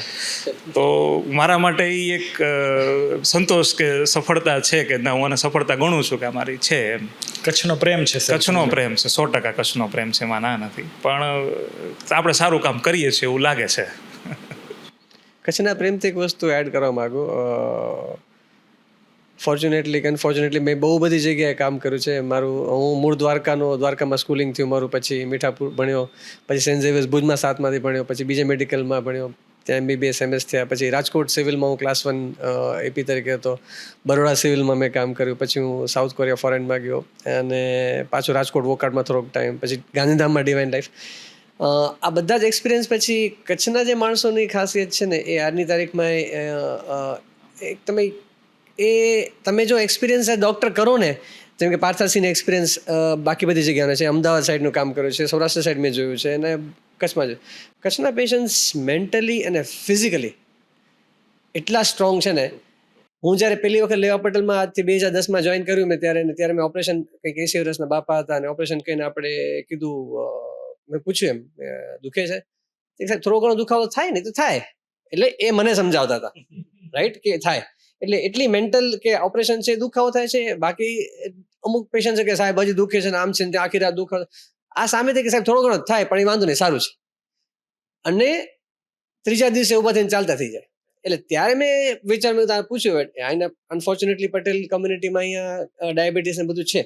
તેમ છે ડાયાબિટીસ, બાપાને પ્રેશર, બધું, તો કેમ? તો કે સાહેબ અમે ખાવ શું છે? તો ખીચડી. કામ શું કરો? વાડીમાં કામ કરો. ત્યારથી મેં નક્કી કર્યું કે હાર્ડવર્ક તમે જેટલું કરો પહેલા કરો અને પછી પણ કરો. હું હજી માનું છું કે મોટી ઉંમરે પણ હાર્ડવર્ક જેટલું થાય એટલું કરવાની છૂટછાટ કરવું જોઈએ. કારણ કે જેટલું તમે આરામ કરાવો કે તમે બેસી જાઓ એવું હું માનતો નથી કહેવામાં. હા, એટલું ના થાય કે નુકસાન થાય, પડી જાય, એવું નહીં થવાનું, પણ જેટલું તમે શરીરને કસો છો અને ચોખ્ખું ખાઓ છો એ ડેફિનેટલી કામ કરે જ છે. અને એ સ્ટ્રેન્થ કે મારા પોતાના જીવનમાં મેં અપનાવ્યું. આજની તારીખ હું સાંજે ખીચડી જ ખાઉં છું અને રેગ્યુલર એક્સરસાઇઝ કરું છું, તો એ ઘણું આગળ જાય છે. પછી તો નેક્સ્ટ ક્વેશ્ચન સાહેબ તમને જ પૂછીએ. દર્શક મિત્રોને જણાવવા માંગુ છું કે સાહેબ એક સફળ આર્થ્રોપ્લાસ્ટી સર્જન જ નથી, પોતે ફિટનેસ ફ્રીક છે, મ્યુઝિક અને સ્પોર્ટ્સમાં પણ એટલા એક્ટિવ છે. તમે સાહેબના ગરબા રમતા વિડીયોઝ પણ જોઈ શકો છો સોશિયલ મીડિયામાં, અમે વાયરલ કરશું હવે. એટલે આ એક ઇન્ટરેસ્ટિંગ વાત છે. તો એક મને સાહેબ પ્રશ્ન એવો થયો કે તમે જે ફિટનેસ, સ્પોર્ટ્સ, મ્યુઝિક આ બધું જીવનમાં તમારા છે, વી નો કે તમારા ફેમિલીમાં પણ છે, મેડમ કરે છે, તમારા સન અને ડોટર પણ એટલા જ એક્ટિવ છે. તો આ જે ઇતર પ્રવૃત્તિઓ છે, ખાસ કરીને રમતગમત અને ફિટનેસ રિલેટેડ એક્સરસાઇઝીસ, એના કારણે શું ખરેખર એક સર્જનને મદદ મળતી હોય છે? જેમ કે ડિસિપ્લિન છે, ટીમવર્ક છે, એ જે ગુણ આપણને રમતગમતમાંથી ને મળતા હોય છે, એક સર્જન તરીકે એ ગુણોનો શું તમને ફાયદો થયો જીવનમાં? સ્પોર્ટ્સ અને ફિટનેસ વર્ષોથી મેં જેમ વાત કરી એમ કે 11મા 12મામાં જાતે મેં આર્નોલ્ડની એન્સાઇક્લોપીડિયા આર્નોલ્ડના ફોટા લગાવતા અને જાતે મેં કસરત શીખ્યા કેવી રીતે એક્સરસાઇઝ કરવાની, કોઈ જીમ કોચ વગર. એટલે ત્યારથી શોખ હતો. અને સ્કૂલ ડેઝમાં અમે રિસેસમાં અમે પુલઅપ્સ કરવા જતા રહેતા અને ઓલા પેરેલલ બાર્સ કહેવાય એમાં પુશઅપ્સ કરતા, અને એ મારી ગેમ હતી કે કોણ એકબીજાને પકડી શકે. એટલે ત્યારથી જ એ જમાનામાં ફોર્ચ્યુનેટલી અમારી પાસે મોબાઈલ નહોતા એટલે અમે આ બધું કરી શક્યા. એટલે એ પહેલેથી જ છે. મારા એમબીબીએસ દિવસોમાં મારી પાસે સાયકલ હતી તો હું અમદાવાદ સિવિલથી ગાંધીનગર મારો ફ્રેન્ડ રહેતો ત્યાં સાયકલથી આવજા કરતો. એ જમાના પર કરતો સાયકલિંગ ત્યારથી ગમતી. હવે આ તમે આપ દર્શક મિત્રોને ખ્યાલ હશે જ, અને નહીતર ન ખ્યાલ હોય તો વિજય સાહેબનું સર્ચ કરી લેજો. ખૂબ સારા એ ઇન્સ્ટાગ્રામમાં અને સોશિયલ મીડિયામાં પોતાના પોસ્ટ કરતા હોય છે લાઈફસ્ટાઈલ વિશે. અને એમાંનામાં એમને અમે બંને એગ્રી થઈ છે કે ડોપામિન નામની વસ્તુ હોય છે. ડોપામિન એટલે એવો એક હોર્મોન છે કે જેનાથી તમને સવારે ઉઠી અને આખો દિવસ દોડવાની જે પ્રેરણા મળે, જે કામ કરવાની પ્રેરણા મળે, એને ડોપામિન કહે છે. અને એના માટે સૌથી અગત્યનું છે એક પાર્ટ છે જે હું માનું છું સ્ટ્રોંગલી કે સ્પોર્ટ્સ અને ફિટનેસ. આજે જ્યારે અમે સવારે વહેલા ઓપરેશન લેતા હોઈએ ત્યારે આપણે એમ લાગે કે આરામ કરીએ. ઓપરેશન આખા દિવસમાં 4 ઓપરેશન હોય તો આપણે એમ લાગે કે ભાઈ આજે આરામ કરીને જઈએ. પણ મારું ઊંધું માનવું છે કે એ દિવસે હું ખાસ એક્સરસાઇઝ કરીને જાઉં, કે કસરત કર્યા પછી તમારી જે સ્ટ્રેન્થ અને તમારી જે ફિટનેસ છે એ અલગ જ હોય છે. અમે હમણાં શનિવાર રાત્રે મારો ફ્રેન્ડ એક બહારથી આવ્યો હતો અને અમે દૂરબીન સ્પોર્ટ્સ ઇન્જિનિયર ઘણા બધા ઓપરેશન કર્યા. અમે સવારે 7 વાગે સ્ટાર્ટ કર્યું હતું તો રાત્રે 12:30 1 વાગે છેલ્લું રાઉન્ડ લેવા ગયા હતા. એક પેશન્ટે પૂછ્યું, સાહેબ રાત્રે 1 વાગે હજી તમારામાં એવા જ લાગો સવારે આવે? એની એનર્જીનું રીઝન શું છે? એની એનર્જીનું રીઝન એ છે કે તમે એના પાછળ થોડીક એફર્ટ લગાવીને એક્સરસાઇઝ કરશો તો એ ઉલટાનું તમને હેલ્પ કરશે, તમને થકાવશે એના કરતાં હેલ્પ કરશે. એટલે રેગ્યુલર એક્સરસાઇઝ 100%. અને એક્સરસાઇઝનું કોઈ પણ ફોર્મ હોઈ શકે. એ તમે કોઈ સ્પોર્ટ્સ રમતા હો, આમાં કશ્મીરમાં દીપકભાઈ છે એ રેગ્યુલર ટીટી પ્લેયર છે, અને મારો પાર્ટનર દીપક છે બેડમિન્ટન પ્લેયર છે, અમુક લોકો ક્રિકેટ રમે છે, શ્રીકાંત બહુ સારું ક્રિકેટ રમે છે. મારું gym, running, cycling, Bhuj bicycle club અમે શરૂ કર્યું હતું. અમે મનાલી જેવી ટ્રીપ કરેલી છે જેનો અભૂતપૂર્વ અનુભવ રહ્યો છે. અમે રનર્સ ક્લબમાં છીએ. તો એ તમને થાક લગાડતું નથી, તમારો થાક સામે ફાઇટ કરવાની એનર્જી આપે છે. એટલે આ ઇતર પ્રવૃત્તિઓના કારણે એક સફળ સર્જન બનવા પાછળના મોટા પરિબળો રહેલા છે. અને સારા મિત્રો, સારું સોશિયલ વર્ક, કે સવારે ઉઠીને અને સાંજે ઉઠીને 2 કપ ચા પીવા સાથે જે મિત્રો સાથે વાત થાય, અને છેલ્લે ફેમિલી. આ તમને નેક્સ્ટ ડે માટે એકદમ પ્રાઇમ કરી દે, કે તમને તાકાત આપી દે, અને એ 100% કામ કરે છે. તો સાથે સાથે એક ડાયટનું પણ એટલું જ ઇમ્પોર્ટન્સ છે આજના જમાનામાં, ખાસ કે શું ખાવું. પણ ખાવાથી ઘણો ફરક પડે છે. તમે જો સાદી ભાષામાં આપણે ઘરનું સાત્વિક ખાઈએ વર્સિસ બહારનું ખાઈએ તેમાં ઘણો ફરક પડી જાય છે. અને એક્સરસાઇઝ અને આ 2 વસ્તુ મળે, ખાલી 2 વસ્તુ ચેન્જ કરીએ, અને ઊંઘ ડેફિનેટલી આ 2-3 વસ્તુ ચેન્જ કરે, તમારું સ્ટ્રેન્થ, તમારી ફિટનેસ અને તમારું ઓપરેશન કરવાની કેપેસિટી, કામ કરવાની કેપેસિટી વધી જાય છે. તો એ હું સ્ટ્રોંગલી માનું છું અને ફોલો પણ કરવાની ટ્રાય કરી છે. હું છું, મારી આસપાસ મારા ફેમિલી વાળા છે, બધા છે. પાથરાજ સાહેબ, તમને મારે એક પ્રશ્ન પૂછવું છે કે કદાચ એવી આપણને જીવન ઘરેડ હોય છે, થોડીક શિખામણ પણ હોય છે, અથવા તો ઇનડાયરેક્ટલી આવી જતી હોય છે કે સફળ કારકિર્દી કરવી હોય, કે ડૉક્ટર બનવું હોય, અથવા તો સફળ ડૉક્ટર બનવું હોય, સફળ સર્જન બનવું હોય, તો આપણે આપણા શોખ છે, આપણી રસપ્રદ પ્રવૃત્તિઓ છે, ઇતર પ્રવૃત્તિઓ છે, એને બલિદાન આપવું પડે. તમારું શું માનવું છે સાહેબ આના વિશે? હું એવું કહી શકું કે એક ટાઈમ સુધી હું પોતે આવું માનતો હતો, અને અગેન જેમ પ્રેક્ટિસના અનુભવો થતા જાય છે, જોતા લાઈફને બેલેન્સ કરીને ચાલવું એ લાઈફના દરેક ફેઝમાં તમને અને દરેક પાર્ટ ઓફ લાઈફમાં તમને સક્સેસફુલ બનવામાં હેલ્પ તો કરે છે. મેં એવું જાણ્યું કે it is ultimately about feeling of achievement or feeling of success or feeling of completion. તો નાની વસ્તુઓ લાઈફની જો તમે સરસ રીતે બેલેન્સ કરી, સારી રીતે પૂરી કરીએ, બરાબર. એ ઘરનું નાનકડું કામ હોઈ શકે, ઘરમાં કોઈની હેલ્પ હોઈ શકે, પેશન્ટની સારી ટ્રીટમેન્ટ હોઈ શકે, બે સારા મિત્રો સાથે સારી વાત હોઈ શકે, સરે જેમ કીધું એમ કે આપણે ફિટનેસનો કોઈ ગોલ હોઈ શકે. તો એ દરેકે દરેક નાની નાની અચીવમેન્ટ છે એ આપણને સેન્સ ઓફ ફુલફિલમેન્ટ આપે છે, લાઈફનો પર્પઝ આપે છે, અને જેના લીધે આપણું એને એ વસ્તુ ફરીને કરવામાં કંટાળો ના આવે, એને વસ્તુને હજી સારી રીતે કેમ સારી રીતે કરી શકીએ, પેશન્ટ હજી સારી રીતે કેમ આપણે ટ્રીટ કરી શકીએ, તો એમાં ખૂબ જ જરૂરી છે. આપણામાં એવું એક ફિલોસોફી છે હિન્દુમાં કે તમે જેની આજુબાજુ રહ્યો છો, જે વાતાવરણમાં રહ્યો છો, તમે પણ એવા થતા જાઓ છો. તો સ્પેશિયલી ડોક્ટર્સ માટેથી ખાસ જરૂરી છે કે તમે હોસ્પિટલની બહારના વાતાવરણને પણ એટલું જ એક્સપ્લોર કરો. તમે જો દર્દીઓની નજીક આટલો સમય રહ્યો છો તો તમે ફિઝિકલી અને મેન્ટલી હેલ્ધી લોકો વચ્ચે પણ ટાઈમ આપવાનો ટ્રાય કરો. તો ત્યાંથી જે તમને હેલ્થી પોઝિટિવ વાઇબ્સ, એનર્જીસ બધી મળે છે એ તમે તમારા પેશન્ટને પાસ ઓન કરી શકશો. તો એના માટે એ બંને વસ્તુઓનું બેલેન્સ હું તો એવું માનું છું ખૂબ જરૂરી છે. અગેન હું કહું છું, સ્ટડીમાં જેટલા આપણે બિઝી હતા, રેસિડેન્સી ટ્રેનિંગમાં આપણે જેટલા બિઝી હતા, અને એ વખતે સરને આપણે સમજી શકીએ કે આપણે એવું માનતા કે વધારે ને વધારે કલાકો હોસ્પિટલમાં કાઢીએ, વધારે ને વધારે આપણે આમાં બિઝી રહીએ. તો એની અગેન્સ્ટ ઓવર ધ યર્સ જેમ જેમ પ્રેક્ટિસ ડેવલપ થતી જાય છે એમ કે આપણે વધારે ને વધારે બેલેન્સ કરી શકીએ, જે કરીએ છીએ ને હજી વધારે ક્વોલિટીથી કરી શકીએ, એ તરફ જે ચેન્જ આવે છે ડૉક્ટરમાં ઓવર ધ પીરિયડ, એ આઈ થિંક એનામાં આ બધું જરૂરી છે, બેલેન્સ હોવું. મારા માટે વર્ક લાઈફ બેલેન્સ કરતા એક પ્રોપર એના માટે ટર્મિનોલોજી હોઈ શકે work life integration. You integrate everything, અને એના માટે આપણે એકબીજાની જ પ્રેરણા, એક ડોક્ટર બીજા ડોક્ટરની પ્રેરણા બને. એનું ઇન્ટિગ્રેશન પ્રોબેબલી એક સારું હમણાં મારા લાઈફમાં થઈ રહ્યું છે કે રિસેન્ટલી હું તબલા ક્લાસીસમાં જાઉં છું, અને મારા સાહેબ છે જીગર માકડ સાહેબ. તો ઇન્ટિગ્રેશન, જે લોકોને ખ્યાલ ના હોય એ લોકોને વર્ક લાઈફ બેલેન્સ અને ઇન્ટિગ્રેશનમાં ફરક એ છે કે વર્ક લાઈફ બેલેન્સ મતલબ કે તમે અમુક કલાક કામ કરો, અમુક કલાક એન્જોય કરો કે એન્ટરટેનમેન્ટ કરો કે બીજી પ્રવૃત્તિમાં ટાઈમ કરો. વર્ક લાઈફ ઇન્ટિગ્રેશન મતલબ કે તમે કામ દરમિયાન જ આ બધું કરવાની ટ્રાય કરો. કારણ કે જો તમને તમારી જોબ એવી જેમ કે અમારી છે, જેમાં ફિક્સ્ડ કલાકો હંમેશા નક્કી નથી હોતા, કે 9 થી 5 કલાકો નથી હોતા, અને કદાચ કશ્મીર રવાના પણ નથી હોતા. તો એમાં વર્ક લાઈફ ઇન્ટિગ્રેશન મતલબ કે એ વચ્ચે તમે કેવી રીતે એને એડજસ્ટ કરો. તો એનું મારા સાહેબ બહુ હેલ્પફુલ છે. સાંજની 3:30 થી 7:30 સુધીની બેચ હોય છે, એટલે સાહેબ મને છૂટ આપી છે. ક્યારેક ટાઈમ મળે તો 3:30 વાગે જાઉં, ક્યારેક ટાઈમ મળે 4 વાગે જાઉં, ક્યારેક ટાઈમ મળે તો હું 6:30 વાગે જાઉં. અને જ્યારે ક્લાસમાં જઈએ, તબલા ક્લાસમાં, ત્યારે એક ટાઈમ એવો છે જ્યારે થોડુંક મોબાઈલ સ્ટાફ ઉપર ડાયવર્ટ કરું, અડધો પોણો કલાક. બાજુમાં 4થા ધોરણનો કે 3જા ધોરણનો છોકરો બેઠો, આ બાજુ હું બેઠો, અને બધા ભેગા એક ક્લાસમાં હોય. પણ એની જે મજા છે એ મ્યુઝિક પ્રત્યેનું મારું ડેફિનેટલી શોખ પહેલેથી જ છે, પણ એ જે ફિલિંગ છે અલગ જ છે, અને એનાથી અલગ જ ઉર્જા મળે છે. તો એ તો શોખની કોઈ ઉંમર નથી હોતી, એટલે અમે 50 પહોંચવાયા, પણ સ્ટીલ હું સ્ટ્રોંગલી માનું છું, તમે પણ માનશો કે ન્યુરો ફ્લેક્સિબિલિટી, શું વર્ડ છે એનો?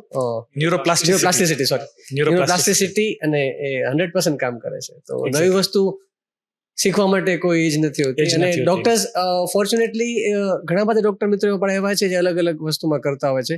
અને તમે નહીં માનો, તમે ટ્રેકમાં જાઓ ને તો આઈટી વાળા અને ડોક્ટર્સ કમ્યુનિટી, અમે ટ્રેકિંગમાં કોઈ પણ જગ્યાએ ડોક્ટર્સ દેખાતા હોય છે. કારણ કે મને એવું લાગે છે કે ડોક્ટર્સ, એટલીસ્ટ અમારી જનરેશનના ડોક્ટર્સને પહેલા જ્યારે ભણતા કે ઇનિશિયલ કેરિયરમાં તમને ખાલી કામ જ કરવાનું હતું એમ. એટલે આજની તારીખમાં હું વિચારું તો મને કદાચ કોઈ એમ કે તમે પાછળ જઈને શું ચેન્જ કરી શકશો, તો હું એમ કહું કે હું 25 વર્ષે કદાચ હિમાલયન ટ્રેક કરતો હું, જે મેં કર્યા 40મા વર્ષે. મારો એક પ્રશ્ન પૂછવાનો જ હતો, પણ તમે પહેલા જ જવાબ આપી દીધો. ના, એટલે એ નો એજીસ અને ડોક્ટર્સ ખાસ, અને હવે ઘણું બધું અવેરનેસ છે ને અમારા આપણા આઈએમએમાં સરસ એક્ટિવિટી થાય છે, અને એના દ્વારા પણ ડોક્ટર્સ ઘણી બધી એક્સ્ટ્રા કરિક્યુલર એક્ટિવિટીઝ કરતા હોય છે, અને દરેક લોકોએ કરવી જોઈએ. નવું શીખવા માટે જે આપણી કહેવત છે કે પાકા ગળે કાંઠા ન ચડે, હવે એક વિજ્ઞાન એવું માને છે કે ન્યુરોપ્લાસ્ટિસિટીના સંદર્ભમાં એને તમે એ ખોટી પાડી શકો, એ કહેવતને તમે નવું કોઈ પણ એજ પર શીખી શકો. આપણે થોડી જૂની વાતો કરી, થોડીક પ્રેઝન્ટ વાતો કરી, તો મેડિકલ વ્યવસાય વિશે થોડું લઈએ. તો મેડિકલ વ્યવસાય, સાહેબ, આપ પણ અનુભવ ધરાવો છો આટલો બધો. તમારું શું માનવું છે, જ્યારે કારકિર્દીની શરૂઆત તમે કરી અને અત્યારે થોડાક કચ્છના પરિપ્રેક્ષમાં આપણે વાત કરીએ, તો કારકિર્દીની શરૂઆતના ભાગમાં અને અત્યારે 2026માં જ્યારે આપણે વાત કરી રહ્યા છીએ, તો એમાં શું બદલાવ તમે જોયો? મેડિકલ ક્ષેત્ર હંમેશા ડાયનામિક, એટલે ફાસ્ટ. મેડિકલ સાયન્સ પોતે પણ ચેન્જ થાય છે, અને ટેકનોલોજી છેલ્લા 50 વર્ષમાં ચેન્જ નથી થઈ, છેલ્લા 10-15 વર્ષમાં ચેન્જ થઈ છે. તો અમે આજે હું જે મોબાઈલ આમ સ્ક્રોલ કરીને એક ઇન્ફોર્મેશન મળે છે એના માટે અમારે ચોપડીઓ ક્યાંથી અમદાવાદથી મગાવવી પડતી એને દિવસો લાગી જતા અને સોર્સ ગોતવા પડતા. એટલે બે વસ્તુ, મેડિકલ સાયન્સમાં એડવાન્સમેન્ટ એટલા છે અને નોલેજમાં એટલે લોકોને માહિતી જે મળે છે એમાં પણ એડવાન્સમેન્ટ છે. એટલે પહેલા ફરક એટલો છે કે પહેલાના લોકો ની એટલી વસ્તુ છે જાણવાની જે માહિતી ઓછી હતી, એટલે એ લોકો આપણે જે કહેતા એમ સમજતા. હજી પણ અમે નસીબદાર છીએ આપણે કે કચ્છમાં છે લોકો આપણા ઉપર એટલો જ ભરોસો કરે છે. પણ આજે હું કંઈક કહું છું તો એ લોકો એ વસ્તુને એનો ગૂગલ કરી લેશે કે એનું એઆઈમાં નાખીને જોઈ લેશે. અને અમને પોઝિટિવલી મને તો એટલો ફાયદો છે કે મારું સમજાવવાનું કામ થોડું ઇઝી થઈ ગયું છે. આજે હું પહેલા કહેતો કે ભાઈ આ દુખે છે તો કસરત કરો, તો અમુક એમાં કસરત શું કરવાની, કસરત તો ઠીક છે ઘરે આખું કામ કરી કસરત કરી છે. આજે હું એમ લખું છું કે આ કસરત કરવાની છે તો જેને ખબર છે એ એનો મોબાઈલનો ફોટો પાડીને જોશે કે ભાઈ આ કસરતનો શું ફાયદો, તો એ પોતે કહેશે ને આ કરવું જોઈએ ને બરાબર છે. તો કદાચ એ પોઝિટિવ ફેક્ટર છે. અને થોડુંક જેમ બહારનું કોમ્પિટિશન કહેવાય કે બહારનું અમુક કોર્પોરેટ કલ્ચર્સ કે એના કારણે થોડુંક સાધારણ પહેલા કરતા લોકો નો ડોક્ટર્સ પર ટ્રસ્ટ વર્ડ ખોટો છે પણ એ લોકો બીજા બધા જે ઇમિડિયેટલી માની લેતા એના કરતા એ લોકો ક્વેશ્ચન કરવું જોઈએ, એમાં ખોટું કંઈ નથી. એ લોકો જે ડોક્ટર્સ કહે છે એ તપાસ કરે છે, જુએ છે અને એ મારા માટે મારા ફીલ્ડ માટે સારું છે કે આપણે એ લોકોને પછી એટલે ખબર પડે છે કે ના આ સાચું જ છે, એમાં કંઈ ખોટું નથી. તો એટલો ફરક છે. જે પહેલા જ્યારે મેં ની રિપ્લેસમેન્ટ કે હિપ રિપ્લેસમેન્ટ કચ્છમાં શરૂ કર્યું હતું ત્યારે એમ કહેતા કે ભાઈ કચ્છમાં કરાવાય. હવે આજે એવો ટાઈમ છે કે લોકો આપણે ફોરેનથી પણ અહીંયા આવે છે કરવા માટે.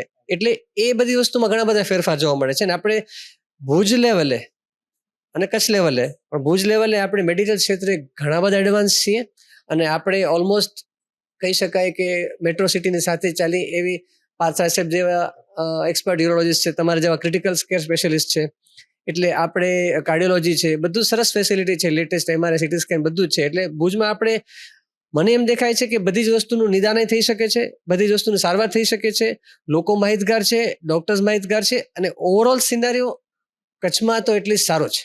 મારા એક્સપિરિયન્સીસ પ્રમાણે મને બહુ સારું જ લાગે છે.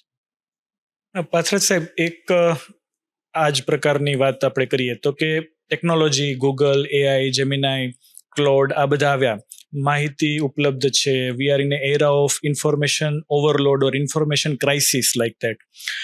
તો જે આ બદલાવો થયા એના કારણે એક સ્કોપ રહી ગયો કે જેની અંદર થોડોક અવિશ્વાસ કદાચ દર્દી અને ડૉક્ટર વચ્ચે ઊભો થાય, કારણ કે એ કંઈક નવું જાણીને આવ્યા છે અને એને આપણે થોડું અનલર્ન કરાવીએ અને નવું એને કહીએ. એ જે થયું એના કારણે દર્દી અને ડૉક્ટર વચ્ચેનો જે સંબંધ છે, વિશ્વાસનો સંબંધ, એના પર શું અસર પડી છે, તમને શું લાગે છે? સૌથી પહેલા થોડુંક એમાં હું મારું મંતવ્ય પેલું એવું આપીશ કે દર્દી જેટલો માહિતગાર હશે અથવા દર્દી જેમ સરે કીધું જેટલી ઇન્ફોર્મેશન લઈને આવ્યો હશે એમ એક જેન્યુઇન ડૉક્ટરનું કામ ઓછું થાય છે. હું મારો પોતાનો એક એક્ઝામ્પલ આપું. એક 85 યર્સના દાદા રિસન્ટલી પડી ગયા, હિપ ફ્રેક્ચર, અને સમહાવ કન્ઝર્વેટિવ ડિસિઝન લેવામાં આવ્યો કે આપણે એમને ઓપરેશન નથી કરવું. એ દાદા કેથેટર પેશાબની નળી ઉપર, કારણ કે સાવ પથારીવશ. હવે એ દાદા માટે એક કેથેટરનું ઇન્ફેક્શન્સ હશે અને એના પછી મારી પાસે આવ્યા. આપણે સરસ તપાસ કરી, ગાઈડ કર્યા, ટ્રીટમેન્ટ આપી અને એની સાથે એક નાનકડો કેથેટર ચેન્જ કરવાની એક પ્રોસિજર કરવાની હતી, બદલવાની છે. તો રિલેટિવ ફેમિલી કીધું કે સર અહીંયા સુધી અમે લાવ્યા છીએ દાદાને, તો તમે કેથેટર બદલી આપો. મેં કેથેટર બદલી આપ્યું. નેક્સ્ટ ટાઈમ બધું ગાઈડ કર્યું હતું. નેક્સ્ટ ટાઈમ ફરીથી કેથેટર બદલવા માટે હોસ્પિટલ પર જ આવે છે. મેં કીધું તમારે આની માટે સ્પેશિયલ ધક્કો ખાવાની જરૂર નથી, તમે ઘરે પણ બદલાવી શકો, હું સ્ટાફ ગાઈડ કરી શકું, આમ તેમ. તો દાદાએ મને એક વસ્તુ એવી કીધી કે સાહેબ તમે કેથેટર બદલ્યું ને એ દિવસે મેં ઘરે જઈને ચેટ જીપીટી ઉપર ચેક કર્યું હતું કે કેથેટર કેમ બદલી શકાય, અને ચેટ જીપીટીએ જેમ કીધું ને એમ જ તમે કેથેટર ચેન્જ કર્યું છે. એટલે મને એટલું બધું ગમ્યું ને કે મારે તમારા સિવાય કોઈની પાસે કેથેટર ચેન્જ નથી કરાવવું. 1 મિનિટ મને મજા આવી કે મારા વખાણ કર્યા પેશન્ટે. પછી બીજી મિનિટે મને એમ થયું કે આવું કેટલી બધી વસ્તુઓ હશે જે દર્દીઓ ચેક કરી શકે, કરતા હશે પહેલાં કે પછી. તો અગેન આને પોઝિટિવ એમાં આપણે લઈએ કે જે પણ જેન્યુઇન ડૉક્ટર્સ, જેન્યુઇનલી ટ્રેન થયેલા અને એને રેગ્યુલર પ્રોટોકોલને જેમણે આમ કહે ક્ષીણ નથી થવા દીધા. ઘણીવાર એવું થતું એક ઓવર ધ યર્સ આપણી જે બુકમાં લખેલી વસ્તુઓ છે એ ક્યાંક ને ક્યાંક આપણે ગુજરાતી ભાષામાં અપભ્રંશ થાય શબ્દનો, એમ પ્રેક્ટિસમાં કોઈ આપણી ટેવ ચેન્જ ના થાય, અપગ્રેડ થાય એ જ બરાબર છે, પણ કોઈ વસ્તુ આપણાથી મિસ ન થાય તો આપણે એટલા વિજિલન્ટ રહીએ, આપણે એટલા અપગ્રેડેડ રહીએ બંને રીતે. તો નેચરલી એ ટ્રસ્ટવાળો જે ફેક્ટર છે ને એને આપણે ટુ વે સ્ટ્રીટ તરીકે હંમેશા જોવું પડશે. ક્યારે આપણે જ હંમેશા અપેક્ષાઓ રાખીએ કે ડૉક્ટર તરીકે કે પેશન્ટે આમ જ રહેવું પડે, કે પેશન્ટે આમ જ પ્રશ્નો પૂછવા જોઈએ, કે પેશન્ટે આમ શું કરવા મને પૂછ્યું, કે મારા પ્રશ્નનો બીજો સેકન્ડ ઓપિનિયન કેમ લેવામાં આવ્યો. તો it should be a two way street. આપણું પેશન્ટ હંમેશા એટલું માહિતગાર હોવું જોઈએ. આપણે એમને દરેક ઓપ્શન્સથી પહેલેથી એમને ઓપન કે ભાઈ તમે નથી કરતા તો શું છે, આ કરો છો તો શું છે, આ કરો છો તો શું છે. તો જ્યારે પૂરી ઇન્ફોર્મેશન પેશન્ટ પાસે હોય છે એ પેશન્ટના ફાયદામાં છે, અને જે ડૉક્ટર પૂરી ઇન્ફોર્મેશન આપે છે એ ડૉક્ટરને પણ વધારે બેનિફિટ થાય છે. એટલે આજના ઇન્ફોર્મેશન આટલી એક્સેસ છે, જ્યારે લોકો આટલા બધા અવેર છે, સેકન્ડ ઓપિનિયન્સ બહુ કોમન છે, ત્યારે દરેક ડૉક્ટરે અપગ્રેડેડ રહેવું, ડૉક્ટર્સને દરેક ઓપ્શન્સ આપવા અને પૂરેપૂરી ટ્રાન્સપરન્સી રાખવીને એના જેવી સારી પ્રેક્ટિસ કોઈ ડૉક્ટર માટે આટલા આજના જમાનામાં નથી. સો શંકાઓ કે અવિશ્વાસ જે છે એ ક્યાંક આજે ગેપ જે છે ડૉક્ટરનો પોતાનો એટીટ્યૂડનો અને પેશન્ટના નોલેજનો, એ ગેપ જે ક્યાંક બ્રિજ થઈ જશે તો એ અવિશ્વાસ દૂર થઈ જશે એવું માનું છું. એટલે communication is the key factor, કે એની સંવાદ થતો રહે. એક મારે છે ને જે ડિસ્ક્લેમર કે ફુદેડી કહો એ છે કે કોઈ પણ તમે જ્યારે રિપોર્ટ, આજે મારે ઈચ્છા છે કે દર્શક મિત્રો સુધી વાત પહોંચ્યા કે કોઈ પણ એક વસ્તુની મેડિકલ સાયન્સમાં 2 સારવાર પણ હોઈ શકે અને 3 સારવાર પણ હોઈ શકે. અને કોઈ પણ ડિજિટલ મીડિયા ખાલી MRI કે ખાલી સોનોગ્રાફી, ખાલી એક્સરે કે ખાલી રિપોર્ટની સારવાર નથી હોતી. એટલે આ એક સોશિયલ મીડિયાનો યુઝ છે જેને હું થોડોક વિરોધમાં છું, કે તમે ખાલી મને રિપોર્ટ મને મોકલો છો, અથવા તો ફલાણા ભાઈ આવી સલાહ આપી છે, આ રિપોર્ટ આ છે તો તમે એમાં શું કહો છો, એ વસ્તુથી દૂર રહેવું. કારણ કે જે વસ્તુ કદાચ MRI જોઈને મને એટલી ખબર ના પડે એટલી હું પેશન્ટ ચેક કરીને ખબર પડે.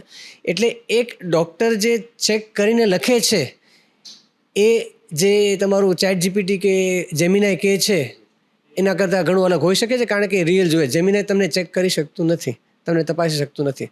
એટલે આ મારી ખાસ એક છે, ભલે ઇન્ફોર્મેશન સારી વસ્તુ છે, પણ એક જે ક્લિનિકલ કે જે તપાસીને જે આપણા જૂના જમાના નાડી જોઈને, ભલે નાડી જોઈને ચેક નથી કરતા હોય, પણ એ જે દર્દી જોઈને ખબર પડે એ કદાચ રિપોર્ટથી પણ વધારે ખબર પડતી હોય છે. તો એક રિપોર્ટ સાથે ડૉક્ટરનો નિર્ણય કદાચ અલગ હોઈ શકે તમારા ChatGPT કે જેમિનાઈ કરતાં, કારણ કે દર્દી જોયું નથી જેમિનાઈ, અમે જોયું છે.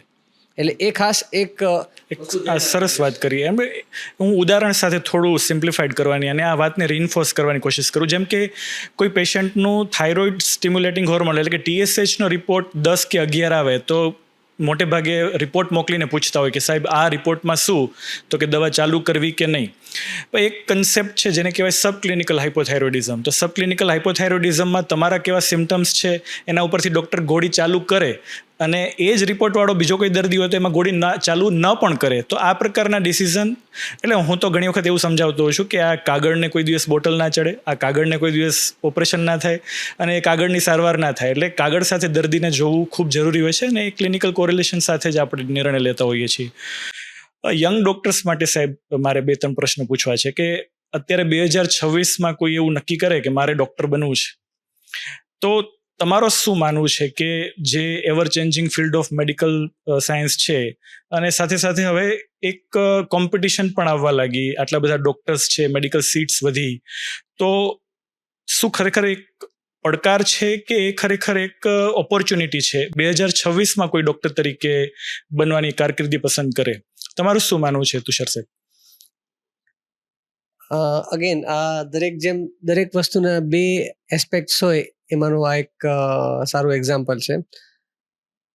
અગર જો તમારું ખાલી મેડિકલ સાયન્સ પ્રત્યેનું ડેડિકેશન કે તમારી મેડિકલ સાયન્સ પ્રત્યેની તમારી ધગશ જો સારી છે તો આના જેવો પ્રોબેબલી ટાઈમ નથી.